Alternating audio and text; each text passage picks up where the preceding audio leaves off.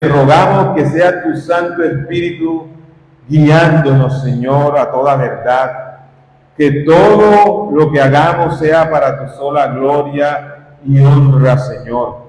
Somos simplemente unos expositores de la buena nueva, de que Cristo vino al mundo, que fue crucificado, pero que resucitó al tercer día y hoy se encuentra reinando con todo poder y autoridad a la diestra del Padre, y que pronto vendrá por su amada iglesia y habitaremos eternamente en aquellas moradas que fue a preparar para los suyos, para los que el Padre le dio desde antes de la eternidad.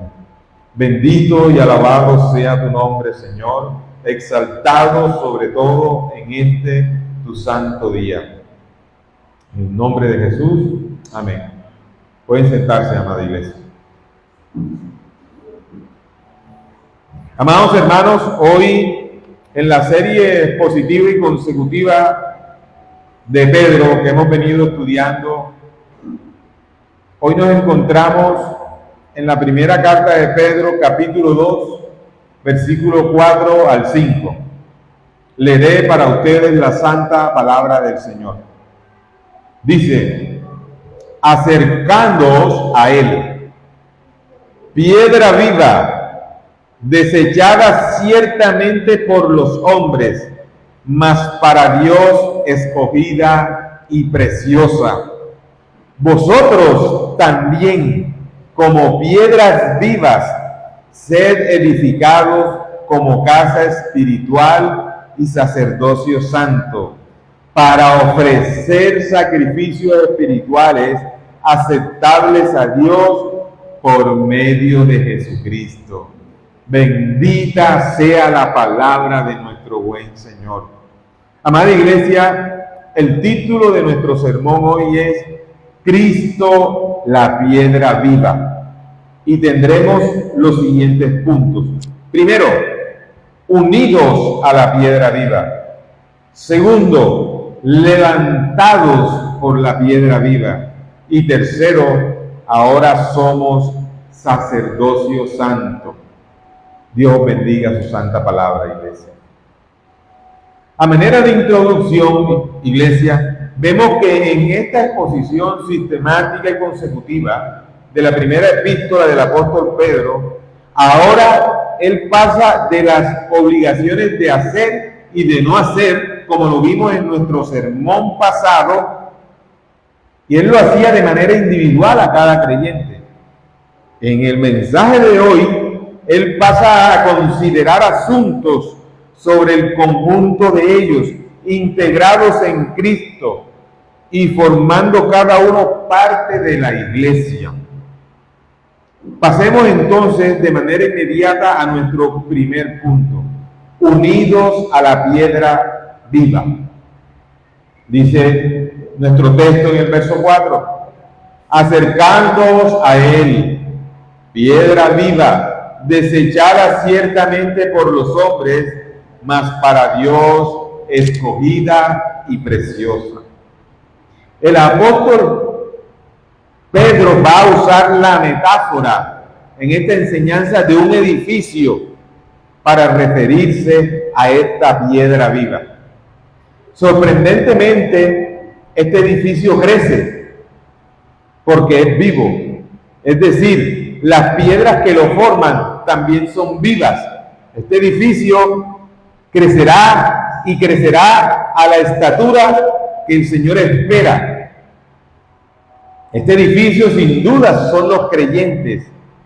Tienen vida al haberse acercado, al ser atraídos a la piedra viva, que tiene vida en sí misma, que es nuestro amado Redentor, nuestro Señor Jesucristo.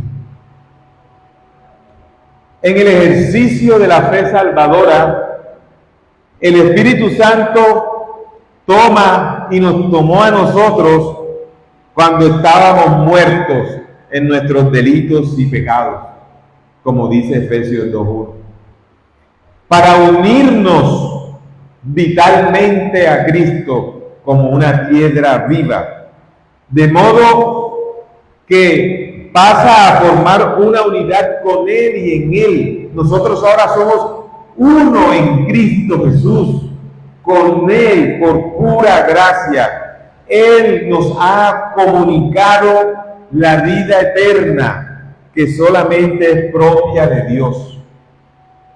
El contenido de la frase que estamos viendo es grande, iglesia, por lo que solo se puede hacer aquí una aproximación a los elementos más destacables de lo que nos quiere decir hoy el apóstol Pedro. Se llama aquí a Cristo metafóricamente piedra viva. La verdad bíblica enseña que la vida siempre estuvo con Él. En Él, como dice Juan 1:4, es la consecuencia natural de la deidad de Jesucristo, quien es Verbo, quien es Dios. No puede sino tener en sí mismo la vida. La vida está en Cristo, que también es Dios, es una vida eterna. El Cristo encarnado es el Verbo eterno manifestado en carne, asumida y subsistente en su persona divina, por encarnación sobrenatural, siendo esta una obra del Santo Espíritu de Dios. La cláusula, la parte del texto que nos dice en Él estaba la vida, tiene como sujeto al Verbo eterno. Y no nos podemos cansar de decir que es Cristo, que es de quien las Escrituras siempre han hablado. En las Escrituras, desde la antigüedad, siempre se ha referido a Cristo, iglesia, y se refieren hoy a Cristo. Él era, es, sigue siendo, no solamente como una vida residente, sino como una vida personal e inmanente en su iglesia. No es que la vida fue puesta en el Verbo, no es que Él en el Verbo se convierte en dador y administrador de ella, sino que el Verbo en sí es la vida. Él siempre ha tenido vida. Cristo siempre ha sido la vida. Él ha existido, es la misma sustancia del Padre y del Santo Espíritu. Ahí vemos la hermosa Trinidad una vez más. Por eso se dice que Cristo tiene vida, como también la tiene el Padre. Eso está en Juan 5:26. La vida en Él no era simplemente el asiento vital de ella, sino que la vida y Jesucristo son inseparables. Por eso tampoco la muerte pudo retener a nuestro amado Redentor. Por esa razón también el apóstol Juan enseña que este es el testimonio que Dios nos ha dado, vida eterna, y esta vida está en su Hijo. Eso lo encontramos en 1 de Juan 5:11. De manera que como el Hijo de Dios, nuestro Señor, tiene vida eterna, la comunica a todo aquel que está en Él. Miren, la Biblia dice, el que tiene al Hijo, tiene la vida. El que no tiene al Hijo de Dios, no tiene la vida. 1 de Juan 5:12.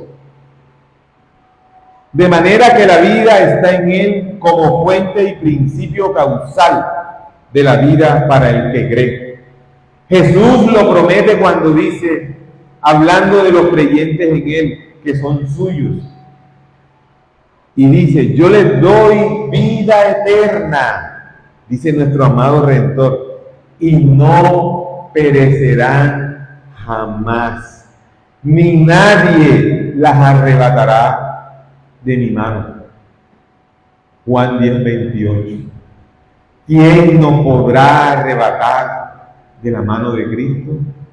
¿Quién nos podrá arrebatar de la mano del Rey de Reyes y Señor de Señores? De aquel que es todopoderoso y que prometió que preservaría a su iglesia, que prometió que su iglesia habitaría con Él en lugares eternos y para siempre. ¿Quién nos podrá arrebatar de su mano? Si estamos unidos a Cristo, quien tiene vida en sí mismo y Él nos las da por gracia, ¿quién nos podrá arrebatar ese precioso regalo? Ni la vida ni la muerte nos podrán separar del amor de Cristo, iglesia. Quiere decir esto que todo aquel que está unido a la piedra, que es Cristo, que está unidamente y vitalmente a Él, ha llegado a Él, tiene por eso una unión vital y eterna. La comunicación de esta vida eterna que solo Jesús puede dar, más nadie la puede dar. Por eso es tan doloroso como a muchas personas les enseñan que para llegar al Padre se puede utilizar a alguien diferente que es el Hijo. Cuán doloroso es ver que la idolatría del corazón del hombre, una vez más, siempre quiere desviar y cambiar lo que Dios ha establecido como su verdad en las Escrituras. Qué tristeza es saberlo, pero es una obligación nuestra también denunciar esas mentiras. Como que tú te puedes allegar a Dios por medio de María. Eso es una vil mentira, es una herejía. Solamente Cristo es el camino al Padre. Nadie puede ir al Padre si no es por el mismo Cristo. Y nadie puede ir a Cristo si el Padre que lo envió no lo hace. La segunda verdad en la oración del texto que estamos examinando en el verso 4 es que lo que Cristo es para los hombres y lo que es para Dios. Miren, todos aquellos que rechazan la piedra, que la desechan como válida, según el Salmo 118, 22, donde dice que la piedra que desecharon los edificadores ha venido a ser piedra del ángulo, primeramente desechada por los líderes de Israel, porque ellos todavía siguen esperando a un Mesías. Y esa piedra que ellos desecharon, esa piedra que para ellos era nada, la Biblia dice que es la piedra del ángulo. Es la estructura en donde se soporta toda la fe del creyente. Cristo es la piedra viva que nos ha salvado a ti y a mí. Y fue desechada por aquella nación que Dios escogió primeramente.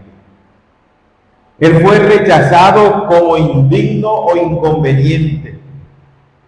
De ahí desaprobar, reprobar, rechazar. A Él lo reprobaron, lo rechazaron. Pero esto se cumplía en la profecía de Isaías. Lo que dijo Isaías muchos años antes de Cristo venir.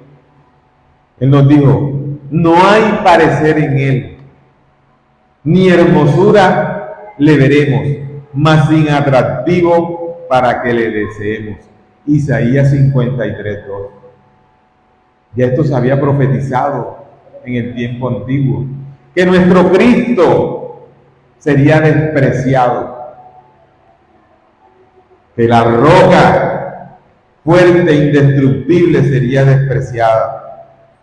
El Señor había sido desechado por ellos como una piedra no válida. No solo carecía de atractivo, sino que era un estorbo para todos aquellos que esperaban a un rey con un poderoso ejército y caballería. Nunca esperaron a un rey entrar en un asno. No había que desecharlo simplemente, porque esto no acabó en eso, sino que también había que eliminarlo mediante la muerte. Miren, el apóstol Pablo diría más tarde que Jesús es la piedra angular en sentido de basamento, de orientación y cúspide de la iglesia. Eso lo dijo el apóstol Pablo en Efesios 2:20. El Cristo desechado resucitó. Y no solo resucitó, Él resucitó victorioso para convertirse en la piedra fundamental comunicadora de vida a todos los que son edificados sobre él. Cristo es la base del fundamento de la iglesia. Y todos los que somos edificados sobre él, tenemos esa vida que él nos ha comunicado a nosotros, amada iglesia. Ahora bien, aunque proféticamente los que rechazaron a Jesús y lo entregaron a la muerte fueron los líderes del pueblo de Israel, no cabe duda que él es también rechazado y desechado por todos los hombres en general. Aún lo vemos hoy, para quienes el evangelio, para quienes la palabra de la cruz es locura. Todos aquellos que dicen que es locura, desechan a Cristo como aquellos israelitas que lo crucificaron. Es lo mismo. Sin embargo, pese a todo, para Dios, para su Padre, Cristo es el escogido precioso del Padre, la elección divina para salvación eterna establecida. Es Cristo, es la roca viva de la que estamos hablando en este punto, nuestro amado Redentor, que con su sacrificio expiatorio pudo cancelar la demanda penal del pecado que había sobre ti y sobre mí. Solo Cristo pudo hacer eso, solamente Él. Cristo es el Hijo designado desde antes de la creación para la especial obra de la redención del mundo. Era aparentemente a ojos de los hombres solo un hombre, solo un carpintero, pero a los ojos de Dios era su Hijo eterno, el Verbo eterno de Dios. Jesús es el Hijo amado en el que singularmente se complace el Padre. Dios no encuentra, iglesia, mayor complacencia que la que encuentra en su Hijo. Si ven cuánto nos conviene a nosotros estar allegados a esa roca viva, a esa piedra viva que es la complacencia absoluta del Padre. Solo el Padre, viéndonos a través de su amado Hijo Cristo, es que nosotros podemos encontrar aceptación y complacencia de Dios. Porque por nuestros propios méritos y obras nunca vamos a encontrar complacencia de Dios para con nosotros. Es solamente Cristo, iglesia, solo Cristo, solo Él. Jesús es el unigénito, es decir, el único de esa condición. De ahí que las palabras del Padre, que lo consideran como elegido y precioso, encuentran y concuerdan con las del salmista. Miren, el salmista dijo en el Salmo 2:7, el Señor me ha dicho, mi hijo eres tú, yo te engendré hoy. La eternidad del Hijo era el objeto inagotable de la complacencia del Padre. La eternidad del Hijo era el objeto inagotable de la complacencia del Padre, como lo es la temporalidad de su humanidad. Notable contraste entre lo que Jesús significa para Dios y lo que significa para los hombres. Cuán equivocados hemos estado siempre con respecto a Jesús. Nosotros podemos decir que somos cristianos, que somos creyentes, que estamos unidos a Cristo, pero no somos muchas veces coherentes con estas palabras, porque si bien decimos que estamos unidos a Cristo, hacemos lo que viene a nuestra regalada gana y no obedecemos a Cristo. ¿Estamos realmente unidos a esa piedra viva? ¿Estamos unidos a esa roca viva? ¿Formamos realmente parte del edificio espiritual que está creciendo hasta llegar a la estatura del varón perfecto? ¿Estamos unidos a esa piedra viva? Preguntémonos esto, hermanos. Entremos a nuestro segundo punto. Levantados por la piedra viva. Vosotros, dice el verso 5, también como piedras vivas, sed edificados como casa espiritual. La consecuencia de estar en Cristo o estar allegado a Él alcanza una notable posición para cada uno de nosotros, para cada uno de los creyentes. ¿Cuál es la primera? Pues la primera es que somos constituidos piedras vivas que antes éramos piedras muertas. Pasamos de ser unas piedras sin valor, realmente despreciables ante los ojos del Padre, a ser unas piedras vivas, amadas por el Padre. Pero ojo, solo por los méritos de Cristo, quien nos ha levantado. Porque las demás piedras se colocan sobre la piedra viva que es Cristo, quien nos edifica y nos hace tener sentido. Dios tuvo misericordia, iglesia, sin duda, de los que son salvos. Ahora, también destinatarios de la epístola, que siendo un escrito extensivo nos alcanza también a nosotros. Dios ha tenido tanta misericordia de su pueblo, iglesia.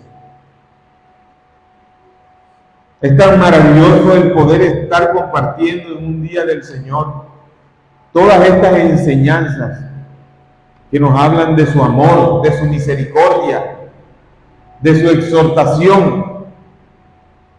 Nosotros como creyentes no podemos olvidar la condición espiritual de la que Dios nos ha alcanzado para darnos una bendición inmerecida por medio de la gracia. Todos estábamos muertos en nuestros delitos y pecados, como les dije. No se trata de una muerte en sentido figurado, sino en realidad una muerte espiritual, consecuencia de la condición natural heredada desde el jardín del Edén. Porque todos hemos nacido malos. Porque todos somos malos. No hay uno bueno, no hay quien busque a Dios. Miren, esta condición conforme a la sentencia divina establecida para la comisión del pecado produce la muerte espiritual. Eso lo encontramos en Génesis 2:17. Ahí se dice qué pasó a todo aquel que pecó. Vino una sentencia de muerte. Por la presencia del pecado en el hombre no regenerado, cada uno se ha dado muerte a sí mismo. Somos los únicos que nos damos muerte a nosotros mismos. Y todavía muchos le echan las culpas a Dios de su pecado. El pecado reinó en aquel tiempo produciendo la muerte, como dice Romanos 5:21. A causa de la introducción del pecado en el primer hombre, como herencia de genética espiritual, todos nacemos pecadores, todos nacemos muertos espiritualmente, todos. Nadie puede evitar la condición de muerte espiritual, porque dice que la paga del pecado es la muerte. Romanos 6:23. Por tanto, la vida del hombre no regenerado es la práctica del pecado. El hombre no regenerado vive de pecado en pecado. Y el hombre regenerado vive de victoria en victoria, es decir, obedeciendo. Esa es la gran diferencia.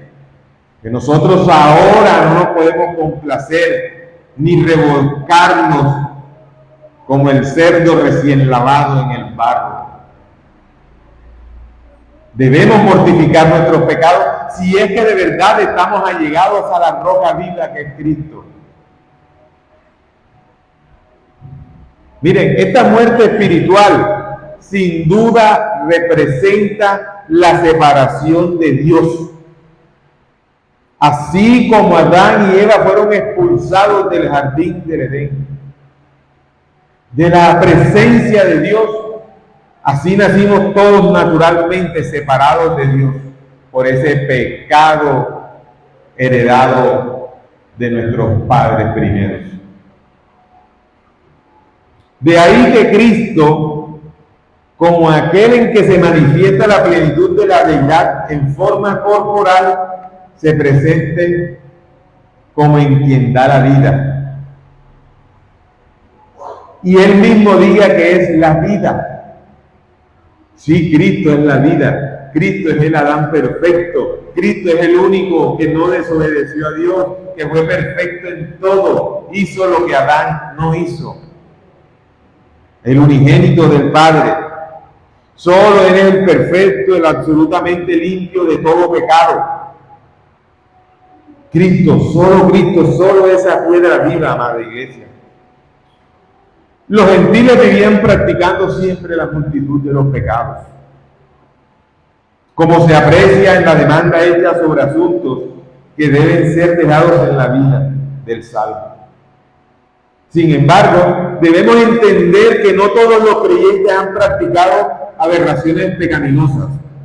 No todos, en general, no sea capaz de hacer ningún tipo de bien, porque hay creyentes que antes de ser regenerados fueron personas que caminaban correctamente, moralmente para la sociedad.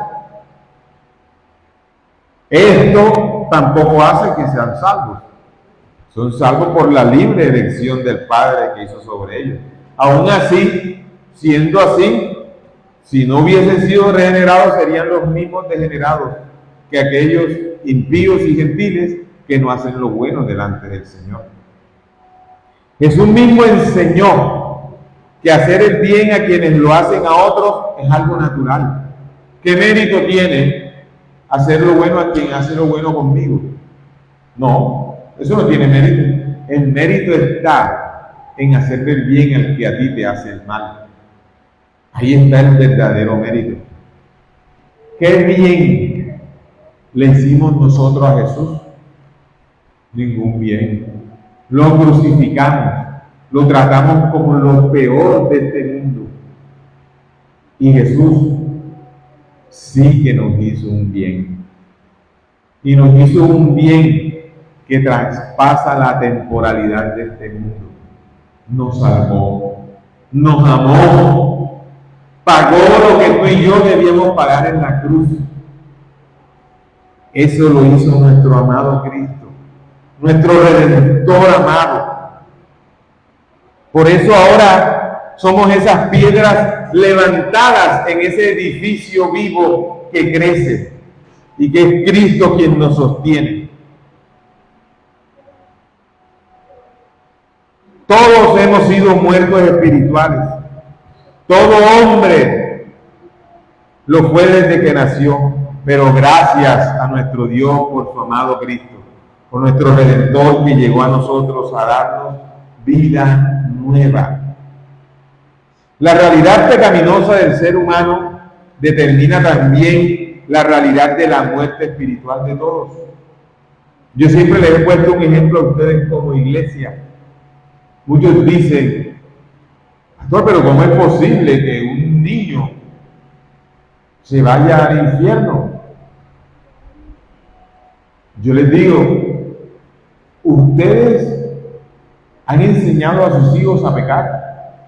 Nadie enseña a sus hijos a pecar. Los niños pecan naturalmente. Ellos saben muy bien cuando están haciendo mal.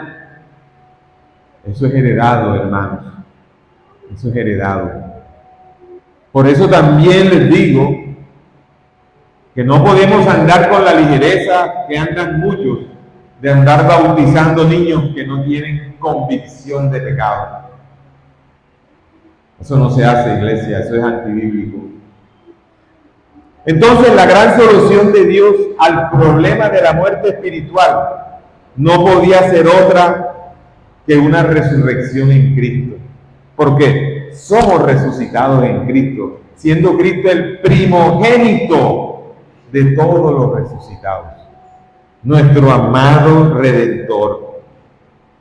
Si somos entonces esas piedras allegadas a la piedra que es el fundamento de la iglesia, que es la piedra del ángulo del gran edificio.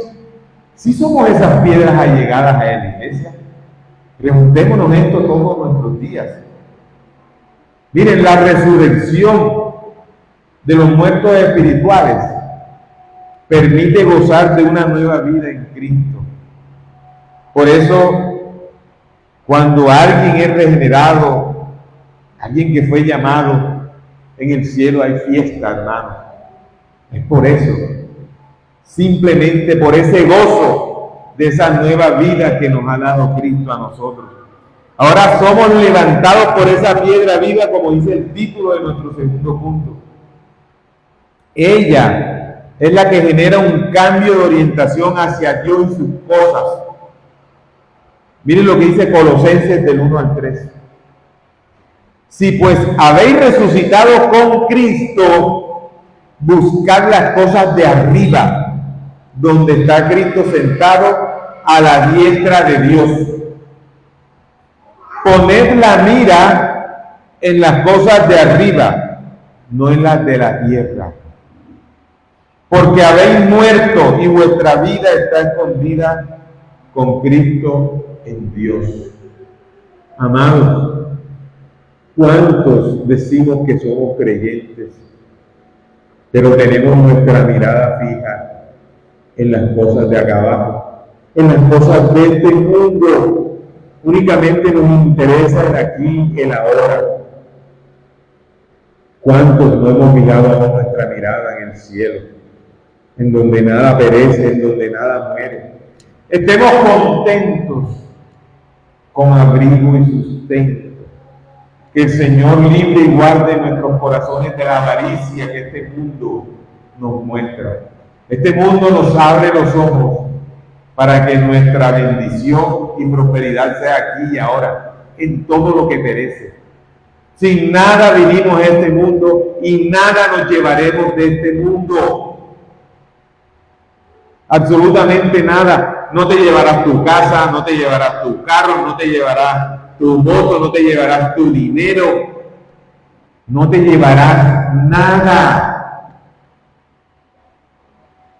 Todo es vanidad. Como dice el proverbista, todo es vanidad. Y lo que debemos apreciar, no lo apreciamos.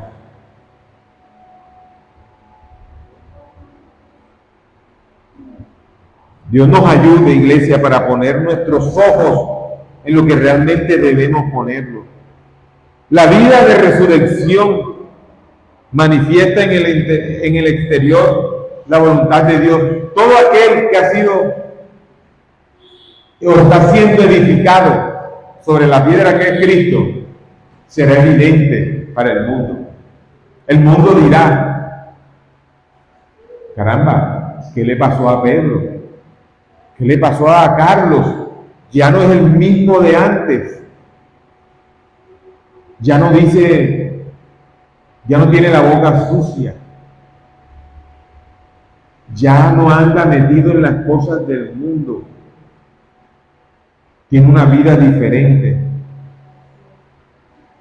Mi hermano, si tú has sido regenerado, si tú formas parte de ese edificio vivo que está cimentado sobre la roca que es Cristo, el mundo lo sabrá. El mundo te diferenciará. Serás diferente de cada uno de ellos. Es más, el mundo te arrojará piedras muertas.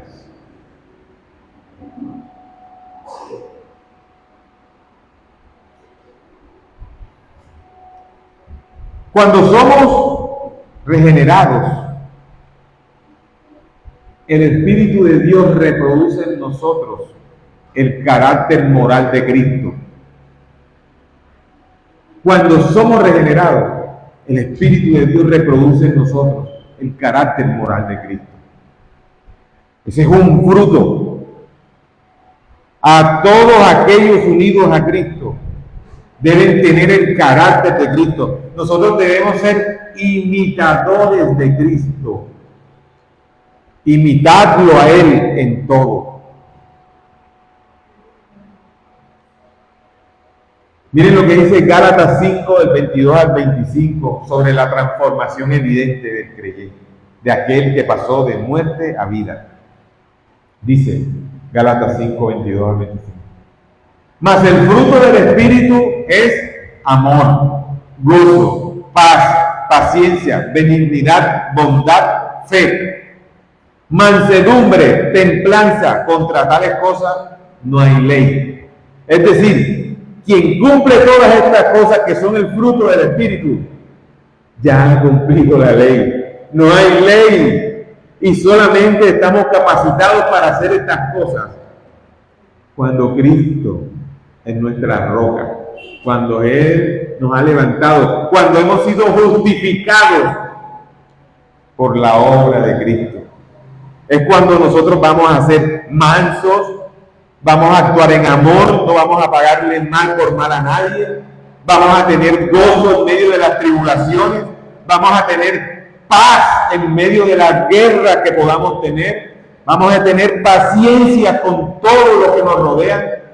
De nuestro espíritu brotará siempre benignidad para con nuestro prójimo. Seremos bondadosos y desprendidos de las cosas de este mundo, y nuestra fe será fortalecida más y más cada día.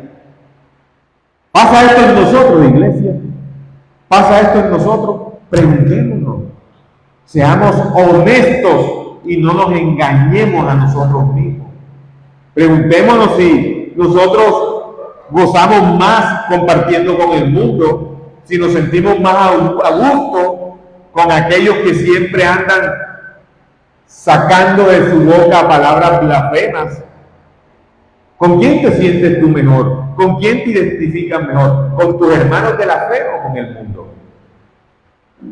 Si te identificas mejor con los del mundo, no formas parte del edificio espiritual que Cristo está edificando, sino que formas parte de aquellos edificios que están compuestos de piedras muertas. Miren, todos los muertos y que son hoy creyentes fueron vivificados para estar unidos a Cristo. Y estar unidos a Cristo implica que debemos ser imitadores de Él. ¿Y cómo podemos ser imitadores de Cristo? Obedeciéndolo. Si me amas, mi palabra guardarás, mi palabra obedecerás. Si tú dices que amas a Cristo, que amas a Dios, pero no obedeces su palabra, eres un mentiroso. No formas parte de ese edificio vivo.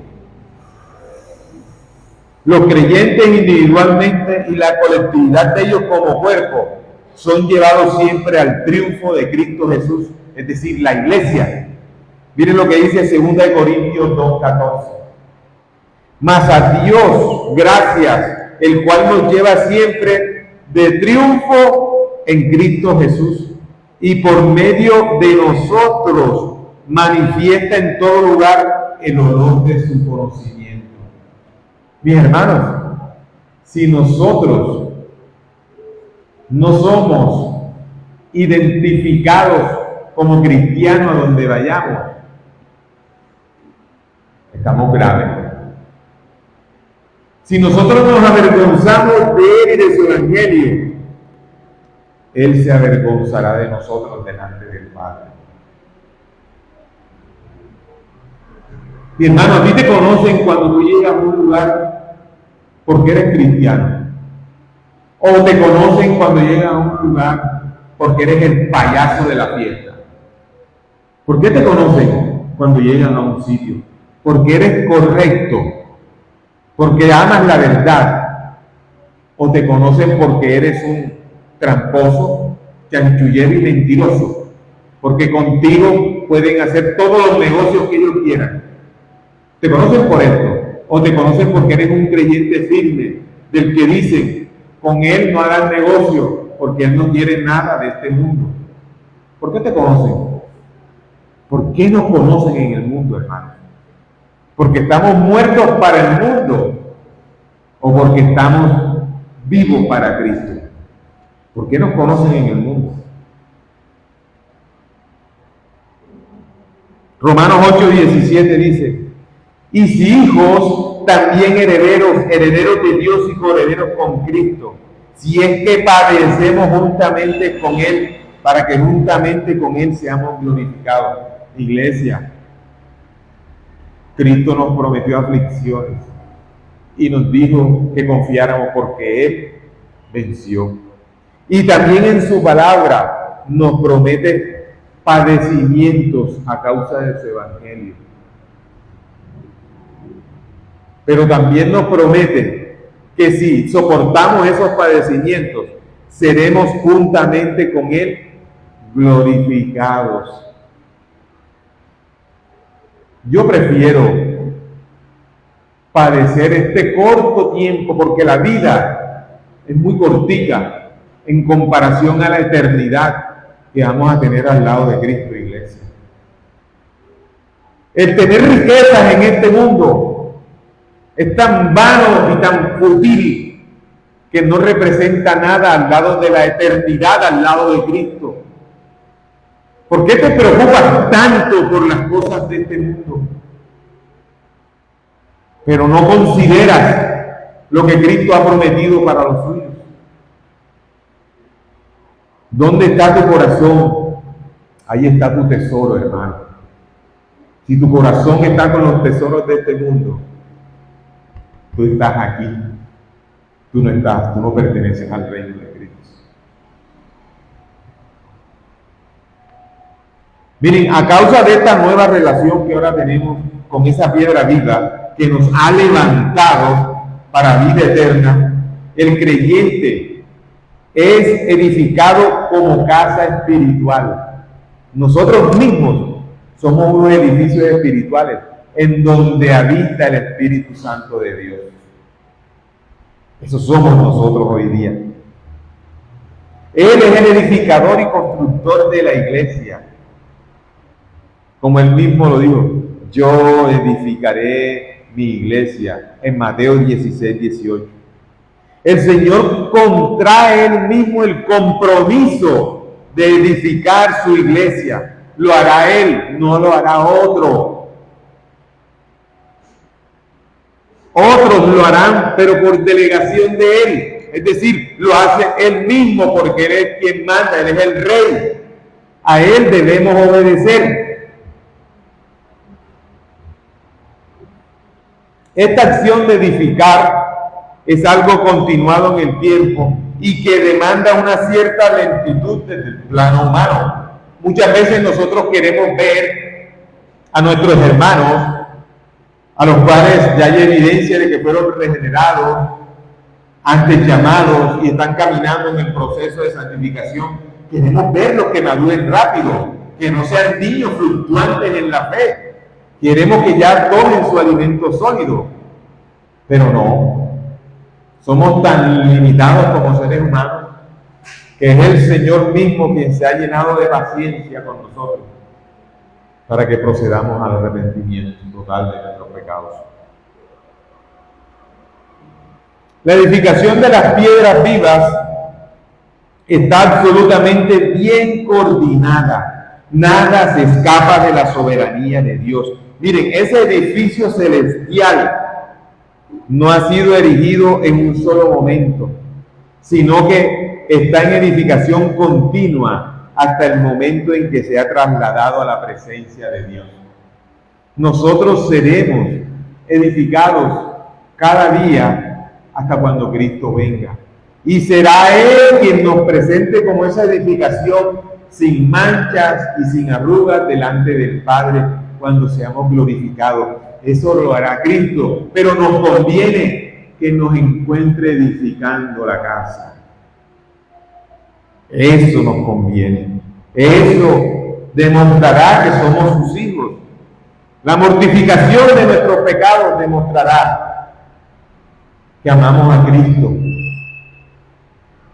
Este edificio va coordinado y conjuntado por el arquitecto divino, que es nuestro amado Redentor, formado por una multitud de piedras que se asientan perfectamente, que encajan perfectamente una sobre otra. Esto únicamente lo puede hacer nuestro amado Señor Jesucristo. Miren lo que dice Juan 17 del 21 al 23. Dice, para que todos sean uno, como tú, oh Padre, en mí, lo dijo nuestro Rey, y yo en ti, que también ellos sean uno en nosotros, para que el mundo crea que tú me enviaste. La gloria que me diste yo les he dado para que sean uno, así como nosotros somos uno. Yo en ellos y tú en mí, para que sean perfectos en unidad, para que el mundo conozca que tú me enviaste y que los has amado a ellos como también me has amado a mí. Si notan, iglesia, que antes de que Dios te ame a ti y a mí, Él amó primero a su Hijo. Y que nosotros debemos amar a su Hijo primero para que Él ya nos haya amado. De hecho, todos aquellos que fuimos elegidos, amamos a Cristo. Y el Padre nos ama a nosotros. Entonces la iglesia es un edificio espiritual en donde la presencia de Dios se manifiesta. Por eso que nosotros tampoco podemos dejar de congregarnos. La iglesia no son estas paredes. El templo somos nosotros somos la iglesia. Y Dios se manifiesta especialmente cuando su iglesia está siendo edificada. No que una piedra está allá, otra piedra está allá. ¿Cómo se edifican así? ¿Cómo están las piedras unidas? Si no te congregas. Todo aquel que dice, no, yo no me congrego porque yo veo el sermón por las redes, pues no está siendo edificado como iglesia. La Biblia dice, no dejando de congregarnos como muchos tienen por costumbre. Se engañan todos aquellos que no se congregan. Miren, nosotros anhelamos que la segunda venida de Cristo sea, pues yo anhelo que la segunda venida de Cristo sea en algún momento en el que estemos nosotros celebrando el sagrado sacramento de la cena. ¿Podría haber algo más hermoso que eso? Que Cristo viniera en el momento en que nosotros celebramos ese sacramento de la cena. En que reunidos como iglesia venga Cristo y perfeccione estas piedras. Así que no dejes de congregarte. El que no se congrega deja de disfrutar de las riquezas gloriosas que Dios imparte cada domingo. Y es su verdad revelada. Podemos decir entonces que la iglesia lo es cuando crece y es santa espiritual creciendo en Cristo. No hay otra manera. Todo el edificio está creciendo a causa de la unión vital con Cristo. Cristo es el arquitecto divino, como ya se los dije. No podemos crecer en otro lugar en donde no sea Cristo el arquitecto divino. Ahora, amada iglesia, después de entender que nosotros mismos somos esas piedras vivas que formamos el santo templo de Dios y lugar donde Él habita, debemos seguir el orden bíblico y saber que todo santuario requiere un sacerdocio. Todo santuario requiere un sacerdocio. Y este es nuestro tercer punto, que dice, ahora somos sacerdocio santo. Dice el texto, y sacerdocio santo para ofrecer sacrificios espirituales aceptables a Dios por medio de Jesucristo. ¿Sí lo notan?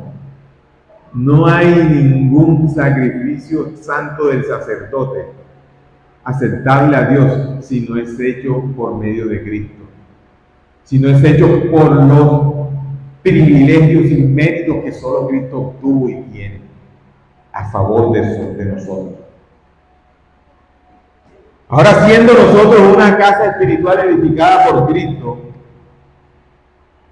siendo sacerdotes como creyentes, teniendo ahora ese sacerdocio santo, es la característica propia de quienes van a ministrar en el templo de Dios. De manera que los cristianos son a un mismo tiempo templo y sacerdocio. Este es un sacerdocio de nuevo orden, el mismo del sumo sacerdote eterno que es Cristo, de quien se dice en Hebreos 5:6, tú eres sacerdote para siempre, según el orden de Melquisedec. La Biblia nos dice que en el orden sacerdotal de la antigua dispensación, los sacerdotes podían ejercer este ministerio y ser considerados de ese modo. ¿Por qué? Por la unión o vinculación con el primer sumo sacerdote que fue Aarón. A todos los demás sacerdotes en el antiguo tiempo eran considerados sacerdotes por la unión y por la descendencia que tenían de Aarón. A nosotros hoy, ¿por qué se nos considera lo mismo como creyentes? Pues por los méritos de Cristo. Cada creyente hoy, a quienes Jesús llama hermanos, como dice el texto en Hebreos 2:11, por lo cual no se avergüenzan de llamarlos hermanos, el Hijo de Dios los considera sacerdotes. Hoy, ese templo que está siendo edificado por Cristo, también está siendo guiado por los sacerdotes que Dios mismo ha constituido. Cristo no se avergüenza de reconocernos a nosotros como hermanos. Cristo nos llama a nosotros hermanos, porque somos miembros de la casa y familia de Dios. Efesios 2:19. Somos hijos adoptados por los méritos de Cristo, pero somos sus hermanos. Él no se avergüenza por cuanto su obra, la obra de Cristo, nos ha santificado, nos ha separado definitivamente del pecado y nos ha provisto del poder suficiente para vivir una vida santa. Los sacerdotes espirituales ofrecen sacrificios espirituales.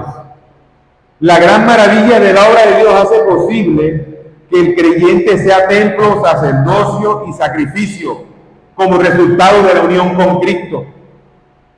El Señor fue templo donde se manifestó la plenitud de la deidad.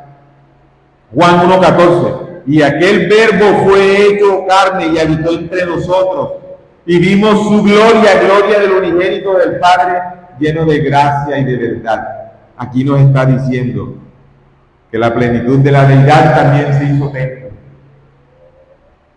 Fue también sacerdote conforme al orden de Melquisedec, cuando le dijeron, tú eres sacerdote.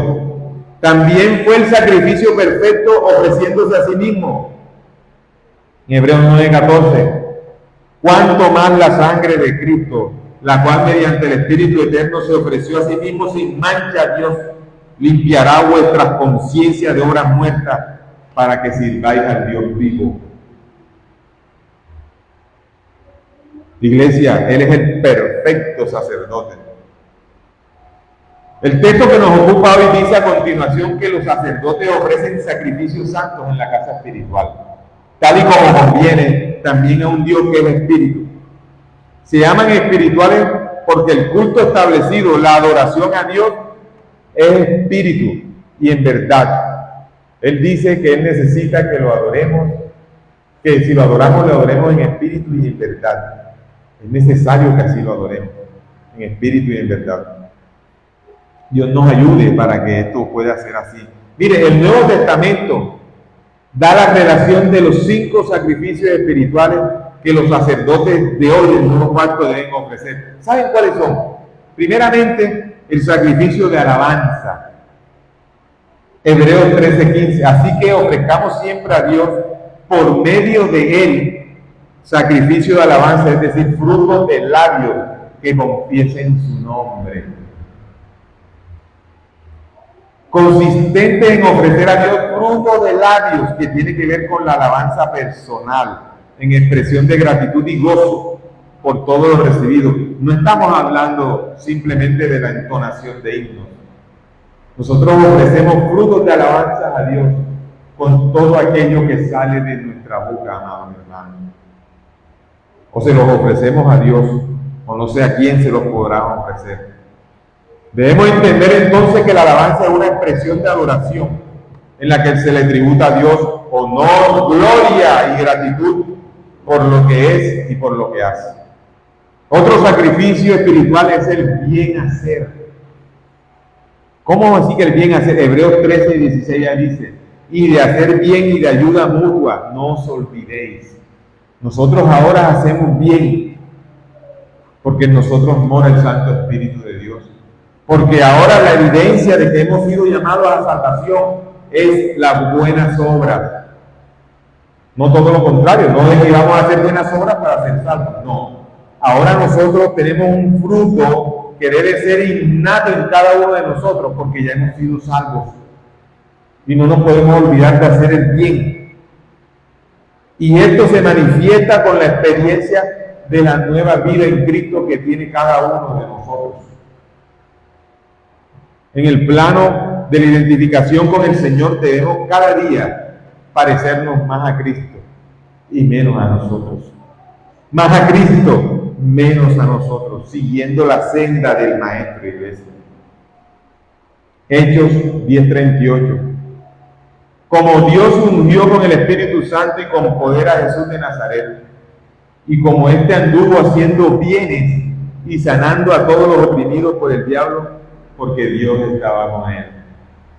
Nosotros debemos andar haciendo bienes, sin cansarnos de iglesia, aunque no nos hagan bien a nosotros. A esto hemos sido llamados. Miren, amados, el sacerdote espiritual no está llamado simplemente a no hacer mal, porque muchos de nosotros pensamos, no, con tal de que yo no haga un mal a nadie, estoy bien. Pero no, nosotros no hemos solo sido llamados a no hacer el mal, sino que hemos sido llamados a ser intencionales en hacer el bien. Porque muchos nos quedamos quietos. Yo podía hacer esa maldad y no la hice. Entonces no estoy haciendo mal. No, no solamente eres llamado a eso. Eres llamado a hacer el bien.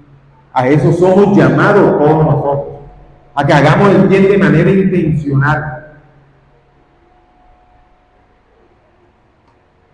Miren lo que dijo Jesús en Mateo 7:12. Así que todas las cosas que queráis que los hombres hagan con vosotros, así también haced vosotros con ellos, porque esto es la ley y los profetas. O sea, amarás a tu prójimo como a ti mismo. Acuérdense del mandamiento que Jesús dijo, que con este se cumplía toda la ley.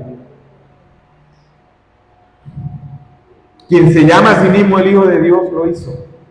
Y nosotros tenemos que seguir sus pasos. Otro sacrificio agradable a Dios es hacer misericordias. Romanos 12:1. Así que, hermanos, os ruego por las misericordias de Dios que presentéis vuestro cuerpo en sacrificio vivo, santo, agradable a Dios, que es vuestro culto racional. Es decir, debemos hacer con misericordia cuanto deseemos que hagan con las misericordias a nuestro favor. Entonces podemos definir misericordia como la virtud que inclina el ánimo a compadecerse de los trabajos y miserias ajenas, que no son tuyas. Por tanto, está íntimamente vinculado con la compasión. Eso es hacer misericordia, que significa saber vivir con otro su desgracia. Nosotros hacemos misericordia, hermanos. Sabemos ser el consuelo y vivir con aquellos que están en medio de una desgracia.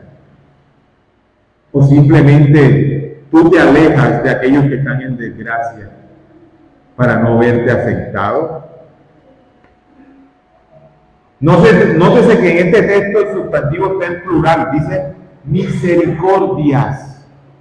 No se trata de la misericordia, sino de misericordia, es decir, todas las múltiples expresiones que ponen de manifiesto la compasión. Amados, si nosotros sabemos que nuevas son las misericordias de Dios cada mañana, que nos permite abrir nuestros ojos, que nos permite respirar, ver a nuestros seres amados y queridos,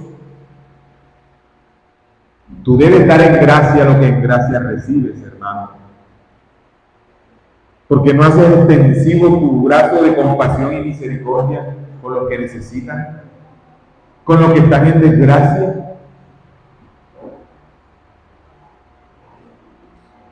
De forma especial, las misericordias se ponen de manifiesto en la justificación, que implica la muerte sustitutoria de Cristo. ¿Qué más grande misericordia que esa? Yo les pregunto a ustedes, ¿qué más grande misericordia puede haber para con aquellos que estábamos condenados a la muerte eterna que el haber sido escogidos por un Dios todopoderoso y llenarnos de su gracia para llevarnos a las moradas eternas? ¿Qué más grande misericordia puede haber que eso? Hermanos, mañana, cualquier momento, tú y yo podemos ya dejar de estar en este mundo. Se acabó entonces los afanes, las peleas, las preocupaciones. Pero pregúntate, ¿para dónde va tu alma? Formabas parte de ese edificio. Hacías misericordia, hacías el bien, amabas a tu prójimo. Imitabas a Cristo.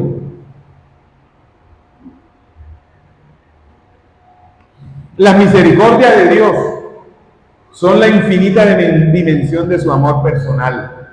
Ese es el amor de Dios. Dios ha manifestado su amor con misericordia para nosotros, hermanos. Miren, hermanos, cuántas veces no le hemos fallado al Señor. Y por su misericordia estamos vivos. No nos ha pasado como le pasó a Ananías y Zafira, que Dios nos mató por echar una mentira. ¿Cuántas mentiras no hemos echado nosotros y estamos vivos todavía?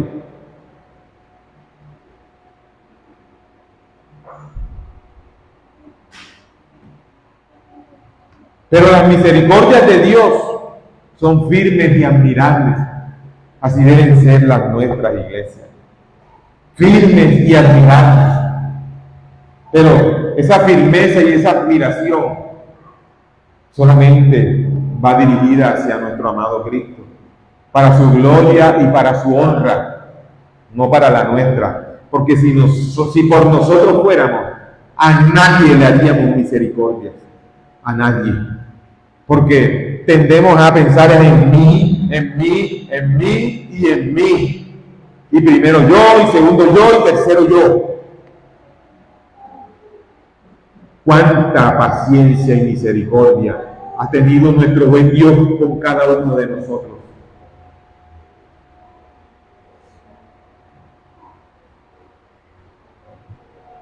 Miren, los gritos, los lamentos, las lágrimas en Getsemaní. La cabeza del santo coronada de espinas. Las espaldas sangrantes rotas por los golpes y misericordias del látigo romano. Las manos y los pies horadados. La boca reseca por la angustia y la fiebre. Las burlas y los desprecios de las turbas. La soledad de las tinieblas y el desamparo de Dios. La asunción del precio de nuestra paz fue descargado sobre él con el torrente de la ira del Padre. La muerte espiritual y física que atenazan por un tiempo la gloriosa persona del Lobo encarnado. La tumba que recoge el cuerpo de quien es el autor de la vida. Es todo una pequeña expresión de las misericordias de Dios.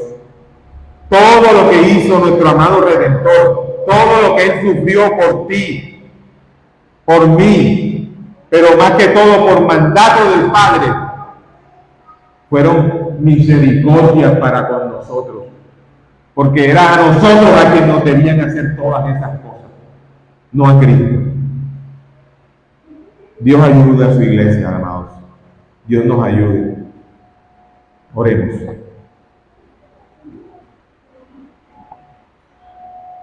Señor, te damos gracias, Padre glorioso, por tu palabra.